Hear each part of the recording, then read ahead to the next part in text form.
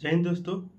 आज हम पढ़ने वाले हैं बिहार पुलिस जो दरोगा का बहाली आया 1799, उसके लिए हम ज्ञान बिंदु का जो है ना आपका थर्ड एडिशन, इसका हम जो प्रीवियस ईयर का दिया है सारे क्वेश्चंस को बहुत ही अच्छे तरीके से हम लोग पढ़ने वाले हैं और एकदम कॉमेडी के वे में, फनी वे में इस तरीके का वीडियो का तो सपोर्ट जरूर करिए और चैनल को जरूर सब्सक्राइब करें और लाइक जरूर करें। लाइक बिल साला एकरा पढ़े लिखे के हौले नहीं।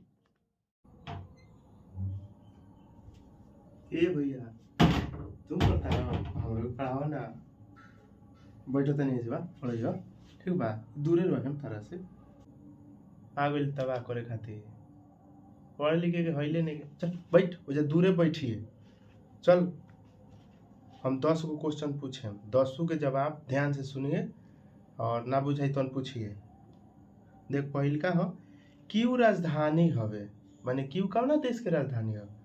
तो ई जोन अभी ना पुतिनवा के साथे लड़त हवे जेलेंस्की उहे है यूक्रेन, जोन यूक्रेन और रूस लड़त है नु उहे हम सब दोनों। तो ओकरे में यूक्रेन के राजधानी हवे कीव, बुझले यूक्रेन के राजधानी हो कीव। अब एक अगल बगल के भी तोरा के बता देता नहीं, जैसे स्विट्जरलैंड बा ओकर राजधानी है बर्न, ठीक ओकर मुद्रा है फ्रैंक। स्विट्जरलैंड और ओकर बाद स्वीडन, स्वीडन के राजधानी है स्टॉकहोम और ओकर बाद मुद्रा है ओकर क्रोना। स्पेन के राजधानी है मैड्रिड, ठीक बा। रोमानिया के बुखारेस्ट, देख रोमानिया के राजधानी बुखारेस्ट, जौन तोरा बुखार भरे न कालू ओकरे बुखारेस्ट, तो रोमानिया के राजधानी है बुखारेस्ट।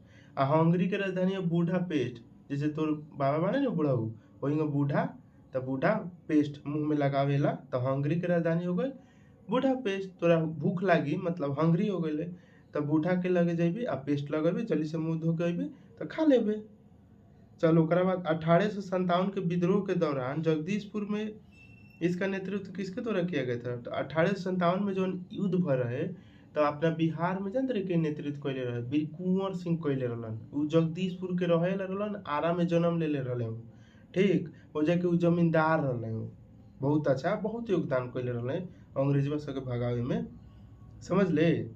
अच्छा ई बताओ कि जे जब सुतत रहनी सो छतवा पर तो आकाश माने तो रतिया में है, दिनवा में जब सुतत रहनी सो तो आकाश नीला ना दिखत रहे तोरा, नीला नीला जानते रहे काहे दिखत रहे। तो प्रकाश में जानते रहे 7 गो रंग होला आ 7 रंग में नीला और बैगनी कलर के जोन बा न ओकर प्रकीर्णन ज्यादा हो जाला, बुझले। तो मतलब उ धरती पर ना आ पावेला, ऊपरे का होला ओकर प्रकीर्णन ज्यादा होला तो ऊपरे रह जाला उ आ ऊपरे फैल जाला पूरा। तो हमनी के लागेला जैसे कि आकाश नीला बा लेकिन नीला नइखे, ऊपर से जाके देखबे न तो करिया लौकी, एकदम करिया। तो आकाश नीला नइखे एकदम करिया बा, तो ऊपर किनन के चलते आकाश जोन बा नीला दिखाई दे देवेला। एकरा बाद जानते रे हिमालयी भालू और विशाल पांडा कौना जाति के अंतर्गत आवेला ई बताओ।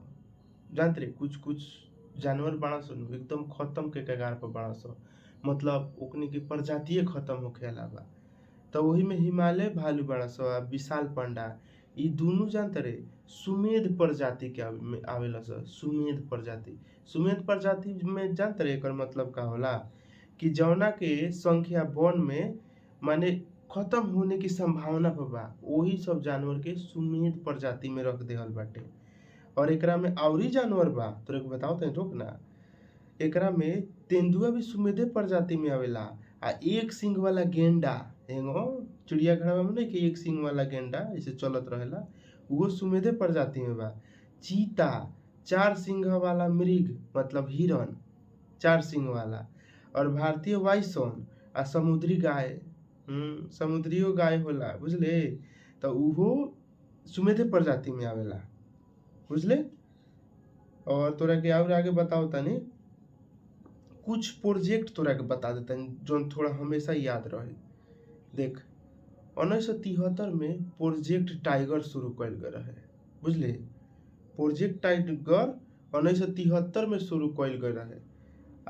भारत सरकार जानते काहे शुरू कैलक, देखलक नु कि टाइगर के संख्या बहुत कम होता तो 1973 में प्रोजेक्ट टाइगर ला देलक। अब जब 73 में ला देलक टाइगर के बारे में, तो हाथियों के तो बचाए पड़ी, हाथियों के संख्या कम बा। तो 1992 में हाथियों के बचावे खातिर एगो ला देहल गई प्रोजेक्ट एलिफेंट। भारत सरकार जानते रहे कुछ जानवर के माने संरक्षण देवेला, क्योंकि पृथ्वी पर रहे के चाही नु। जब मर जाइए से तो केंगा ते अपना बाल बच्चा के देखेबे कि देख बाबू ई हाथी हवे, बुझले। तो ओकरे के बचावे खातिर प्रोजेक्ट एलिफेंट ला देहल गइल हाथी खातिर, आ टाइगर के बचावे खातिर 1973 में प्रोजेक्ट टाइगर ला देहल गइल, बुझले। और हंगुल परियोजना भी एगो आए रहे। हंगुल परियोजना, हंगुल भी एगो जानवर ही हवे, ई जम्मू कश्मीर में ज्यादातर होला हंगुल। तो एकरा के 1970 में शुरू कइल गए रहे, दूगो मिल के कइल से, जम्मू कश्मीर सरकार और IUCN तथा WWF, ई सब मिल के हंगुल परियोजना ले 1970 में। देख टाइगर से पहले ही ले दिला 1970 में हंगुल परियोजना, हंगुल के बचावे खातिर। देख मगरमच्छ के नाम सुनले बड़े नु, मगरमच्छ के भी बचावे खातिर 1974 में ला देहल गइल। मगरमच्छ के बचावे में भी 1974 में ला देहल गइल। आ गेंडा, तोरा के अभी बताइए नु गेंडा के बारे में, तो गेंडा के बचावे खातिर 1987 में ला देहल गइल परियोजना एगो। ठीक, एक सिंगा वाले गेंडा सिर्फ भारत में ही पाए जाते हैं। बुझ जो अपन देश के बारे में, एक सिंग वाला जो गेंडा होला खाली भारत में पावल जाला, तो मतलब संख्या कम बा। आ एकरा के बचावेल रखे खातिर 1987 में ला देहल गइल। ओकर बाद गिद्ध संरक्षण प्रोजेक्ट। देख गिद्ध संरक्षण प्रोजेक्ट तोरा जन्म भइला के बाद आइल बा, 2006 में लाइल बाटे। ठीक, 2006 में तोरा के गिद्ध संरक्षण खातिर ला देहल गइल। तो देख तोरा के शुरू से बताओ तनी। हंगुल परियोजना 1970 में आयल, एकदम लाइन से बताओ तनी। हंगुल परियोजना जम्मू कश्मीर सरकार और IUCN और WWF मिल के 1970 में लेला हंगुल परियोजना। टाइगर परियोजना टाइगर प्रोजेक्ट 1973 में, और ओकरा बाद तोरा के हाथी प्रोजेक्ट 1992 में। ओकरा बाद तोरा के और बताओ तनी तोरा के 1978 में मगरमच्छ के बचाव खातिर 1978 में ला देहल गइल। आ गिद्ध परियोजना 2006 में ला देहल गइल। तो इतना तोरा क्लियर हो गइल। चल तोरा के और आगे बताओ तनी। ठीक, आगे के देख, तो ध्यान से सुन, हम जौन बताओ तनी, बोलिए मत कुछ, बुझाई तबे बोलिए कुछ। अब देख तोरा के हिम तेंदुआ के भी बचावे खातिर 2009 में ला देहल गइल, बुझले। गिद्ध के बचाव के 2006 में, आ हिम तेंदुआ जौन बड़ा सा ओकनियो के बचाव खातिर 2009 में ला देहल गइल। हिम माने पहाड़ी जहाँ बर्फीला इलाका वही जा मिलत हुई सब। अब देख ओकरा बाद तोरा के बताओ तनी हम, भारत की सबसे बड़ी नमक पानी माने कौना नदी में ज्यादा नमक बा भारत में, माने भारत में जितना नदी बानू कौना नदी में सबसे ज्यादा नमक बा, ओकरा के बोलल जाला नमक पानी की झील। सबसे बड़ी नमक पानी की झील है, तो वो कौन सा झील है ई बताओ। तो ई हवे चिल्का। चिल्का लेख भी एकरा कहल जाला, समझ ले। तो चिल्का कहाँ बा पहले ही बताओ, अपन बानू भारत। तो भारत में उड़ीसा में बा, बुझले। तो देख उड़ीसा जौन बा अपने बिहार में पहले रहे। तो 1936 में जानते रहे उड़ीसा अलग हो गई बिहार से। तो उड़ीसे में ही चिल्का झील बा, अगर अलग ना रही तो बिहार में रही तो चिल्का झील, बुझले। लेकिन अब बाबे उड़ीसा में ई महानदी पर चिल्का झील बाबे, उ महानदी पर बाटे। ओकरा बाद तोरा के हम बताओ तनी, देख हम सब पढ़ के बताओ तनी, गलती एको गो ना बताएं। एकरा के का कहल जाला, उड़ीसा के तट पर अवस्थित बा भारत की सबसे बड़ी लैगून एवं खारे पानी के झील है। ठीक, एकरा में रामसर आर्द्रभूमि सूची के अंतर्गत शामिल है। ई रामसर में भी शामिल बा। रामसर जानते रहे कौन जगह पे बा, ईरान में बा रामसर। 1971 में रामसर सम्मेलन भर रहे, जहाँ जहाँ ऐसा नमकीला माने नमक ज्यादा वाला बा उ जगह के एकरा में शामिल कइल जात रहे। तो ई रामसर साइट में भी आर्द्रभूमि में ई शामिल बाबे, चिल्का झील वाला ई लैगून वाला, बुझले। एकरा बाद एगो सांबर झील बा, ई राजस्थान में बाटे। ठीक, भारत की सबसे बड़ी अंतर्गत स्थलीय नमकीन झील है, माने स्थल के अंदर, जैसे एकरा लगे समुंदर नहीं के सटल, लेगून जौन बाटे तोरा ई चिल्का झील वाला ई समुंदर के से थोड़ा सटल बा, लेकिन सांबर झील स्थलीय के अंदर कह दी लेगून वाला मतलब नमकीना वाला झील, तो ई सांबर झील हो जाई। आई सर्वाधिक लवणता वाला, एकरा में सबसे ज्यादा नमक बाटे सांबर झील। तो पूछ दी सांबर झील कहाँ बा, तो राजस्थान में। चिल्का झील कहाँ बा, तो उड़ीसा में। चिल्का झील जौन बा लेगून ई रामसर साइट में शामिल बा। 1971 में रामसर साइट जगह के नाम ह बा ईरान में। वही जगह माने ए तरीका के जगह के चुने खतिरा एगो मंच बनावल गइल, माने एगो मान ले कुछ एक ना होला कोनो चीज के रखे खातिर, ओकरा के का कहबे, मंच मंच कह दे, वही में शामिल कइल जाए, माने योजना एगो बनावल गइल, तो वही योजना के अंतर्गत शामिल कइल जाला।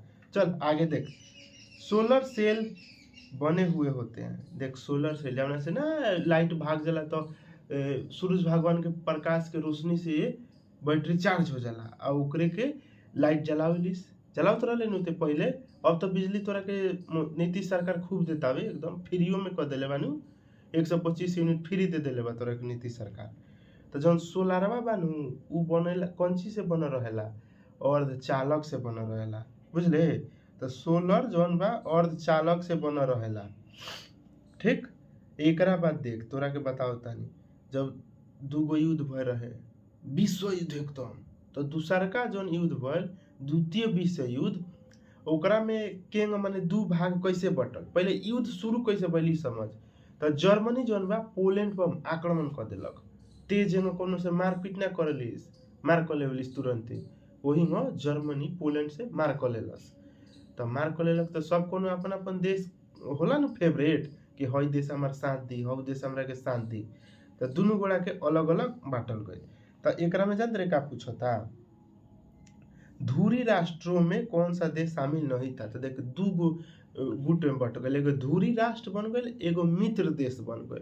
तो मित्र देश में कौन कौन बाड़ा सब, पोलैंड के तरफ से मित्र देश में तोरा यूएसए अमेरिका डोनाल्ड ट्रम्प वाला, आ एगो ब्रिटेन, आ ब्रिटेन के साथे साथे जानते रहे एगो और रलक हवे, ब्रिटेन आ एगो फ्रांस मैक्रोन वाला, इमैनुअल मैक्रोन वाला फ्रांस। तो ब्रिटेन फ्रांस अमेरिका के सहयोग से यूरोपीय देशों का एगो गुट बना, ओकरा के बोल देहल गल मित्र राष्ट्र बोल देहल गल। आ दोसर बात हो गए सो तवन ध्रुव राष्ट्र वाला। तो मित्र राष्ट्र में कौन कौन हो गए सो, अमेरिका डोनाल्ड ट्रम्प वाला, तोरा बाद इंग्लैंड बा, ब्रिटेन बा, ओकर फ्रांस इमैनुअल मैक्रोन वाला, ई दोनों यूरोपीय देश मिल के कैलस, तो ओकरा के मित्र राष्ट्र कहल गइल। आ धुरी राष्ट्र में कौन कौन देश रहलस, तो जर्मनी आ गइल, जापान आ गइल, आ इटली आ गइल। उहे मेलेनिया वाला मोदी जी, मेलेनिया इटली वाला, जर्मनी जापान इटली ई सब मिल गइल सन, तो एकरा के धुरी राष्ट्र बोल देहल गइल। समझता रहे बात जौन कहते हैं, तो खाली टुकुर टुकुर ताक मत। चल देख आगे हम बताओ तन तोरा के, भारतीय मानक समय के लिए संदर्भ के रूप में माने निम्नलिखित देशांतरों में से कौन सा भारतीय मानक समय जैसे समय मानल जाला, ग्रीनविच एगो बनल रहे, वो ग्रीनविच इंग्लैंड में बा, वही जैसे शुरू भइल कि टाइम जानते रहे कहीं कहीं जैसे अभी जानते रहे सुबह बन तो अमेरिका में जब तो रात हुई चाहे शाम होत हुई, तो ओकरा के कैसे डिवाइड करबे कि कई कहवा कई बजता। तो भारत जौन बा 82.5 डिग्री पूरब साइड में बा, जहाँ से काटल गई नु लाइन, तो ओकरा पूरब साइड में 82.5 डिग्री पावल जाई, तो ओजवा भारत बा, तो ओकरे के मानेला, समझ ले। आ ओकरे अनुसार हमनी के समय निर्धारित कर गई। भाई ध्यान से सुने, जैसे क्वेश्चन पूछ ली तोरा के एग्जाम में, दरोगा बने के बने तोरा, तो ध्यान से सुन। 82.5 डिग्री पूर्वी देशांतर को भारतीय मानक समय के निर्धारण हेतु मानक यमतर माना जाता है, जो कि उत्तर प्रदेश के मिर्जापुर कालीन भैया याद बा नु, कालीन भैया ला मिर्जापुर से ही गुजरेला रास्ता। आई कहाँ बाटे, तो कुछ स्रोत में इसे इलाहाबाद के नैनी को भी बताया जाता है। कोनो किताब में जानते इलाहाबाद के नैनी जनबा, ज्यादा नैनी ध्यान रखिए, नैनी से तो इलाहाबाद से भी क्रॉस करेला, आ तोरा मिर्जापुर कालीन भैया वाला मिर्जापुर से भी क्रॉस करेला, नैनी से होकर गुजरेला। एकरा के ई भारत के पूछ दी क्वेश्चन कि भारत जो देशांतर है, देशांतरीय रेखा मानक समय जौन बा भारत के कितना राज्य से गुजरेला, ई ध्यान रखिए याद। क्वेश्चन कंफर्म पूछी तोरे से, तोरे के सब बताए, कर्क रेखा वाला भी बता देम। तोरे के अभी ई दूगो चीज तोरे के क्लियर कर देता अभी, ठीक, ध्यान से सुन। जौन समय वाला रेखा 5 गो राज्य से गुजरेला उ कौन कौन बा, ऊपर से देख तो नेपाल से क्रॉस करी तो अपन उ तो दोसर देश है नु, हम राज्य पूछनी है। तो भारत में नेपाल के बाद एंट्री मारी, पहले यूपी में लैंड करी, तो पहले यूपी के काटी, यूपी के बाद तोरा के मध्य प्रदेश काटी, मध्य प्रदेश के बाद छत्तीसगढ़, छत्तीसगढ़ मध्य प्रदेश से अलग होइल बा तो ओकरा सटले न रही। तो यूपी मध्य प्रदेश छत्तीसगढ़, आ छत्तीसगढ़ के बाद तिरछे काटते आ जाए तोरा के उड़ीसा के काटी, आंध्र प्रदेश के काटी, तो जैसे ऐसे काटे तो एकदम तिरछा। तो देख यूपी हो गई, मध्य प्रदेश हो गई, छत्तीसगढ़ हो गई, उड़ीसा हो गई, आ ओकरा बाद तोरा के आंध्र प्रदेश ई काट के समुद्र में पार हो गई, समझ ले। तो ध्रुव वाला तोरा क्लियर हो गई। यूपी, मध्य प्रदेश, छत्तीसगढ़, उड़ीसा, आंध्र प्रदेश, इतना जगह, इतना राज्य से अपन ई मानक रेखा गुजरेला। ही 82.5 डिग्री एकरा के मान के चल जाला हमनी के, बुझले। कर्क रेखा तोरा के अभी बता दे, छोड़ तोरा के कोनो और बेरा बता दे। 8 गो बता दिले बनी क्वेश्चन, और 9 गो 2 गो और बताए गो तोरा के। ई तो हिंदी के पूछ दिले बारे। वादगम शब्द का संधि विच्छेद करे के बा, तो वादगम मतलब वधु प्लस आगम। वधु कन्या मत समझ लेना, वधु नहीं, वधु प्लस आगम, समझ ले। तो 2 शब्द से मिलके बनल बा। तो कौन कौन से मिलके बनल बा? संधि 3 प्रकार के हो गइल, स्वर संधि, व्यंजन संधि और विसर्ग संधि। तब एकरा में जानते रे विच्छेद वादगम शब्द के सही संधि विच्छेद वधु प्लस आगम बाटे। वादगम इयन संधि का उदाहरण है। जैसे स्वर संधि के 5 गो बाटे प्रकार। बृहद स्वर संधि ऐसा ने बाटे, अपन हिंदी देख लिए, अब इतना टाइम नहीं के तोरा के समझावे के। एकरा बाद तोरा के मैथ पूछ देले बा। गोला जैसे 4.2 सेंटी त्रिज्या वाले धातु के एक गोला को पिघला कर 6 सेंटी त्रिज्या वाले एक बेलन, माने एक गोला के पिघला के तोरा के एगो बेलन बना देवे के बा। आ सेम मटेरियल रही उतने में से, तो सेम मटेरियल रही तो मतलब आयतन तो बराबर हो गई। तो दोनों के आयतन एक साइड कर दे, एक साइड गोला के आयतन, एक साइड बेलन के आयतन कर दे, या दोनों के जो मान दे पुट कर दे, काटा मारा पीट करा दे, निकल दे तोर ऊंचाई, बुझले। बिहार में पहली बार राष्ट्रपति शासन कब लगावल गए रहे? तोरे से कालो पूछ ले रहनी हम। तब बिहार में राष्ट्रपति शासन लगावल गए रहे, पहिलका बार लागल रहे 1968 में लागल रहे। ओकरा खानी जाकिर हुसैन रहलन राष्ट्रपति, उनकरे शासन चलत रहे बिहार पे एकदम पकड़ के। तब ओकरा खानी राज्यपाल के रहे नित्यानंद त्यागी रहे, आ सीएम के रहे बिहार के। बताओ तनी, बिहार के राज्यपाल कौन रहे? नित्यानंद त्यागी। अब रखनी सीएम के रहे तो भोला पासवान शास्त्री रहलन। पहिलका बार राष्ट्रपति शासन लागल रहे, बुझले। तो राष्ट्रपति शासन कौना आर्टिकल के तहत लागेला ई बताओ? आर्टिकल 356 के तहत लागेला, समझ गइले। अंतिम बार कब लागल बा बिहार में राष्ट्रपति शासन? तो 2005 में, समझ ले। अभी तक कितना बार राष्ट्रपति शासन लाग गइल बा? तो 8 बार। कई बार? एम कहले 8 बार लाग गइल बा राष्ट्रपति शासन। ये क्लियर हो गइल नु? तोरा के अब काल बताएं, 11 को क्वेश्चन कर देनी, अब काल तोरा के बताएं एकदम बढ़िया से। तो जो अब आराम कर, जाता नहीं अब कालू है भाई, ठीक बा? ठीक है भैया, जाता नहीं।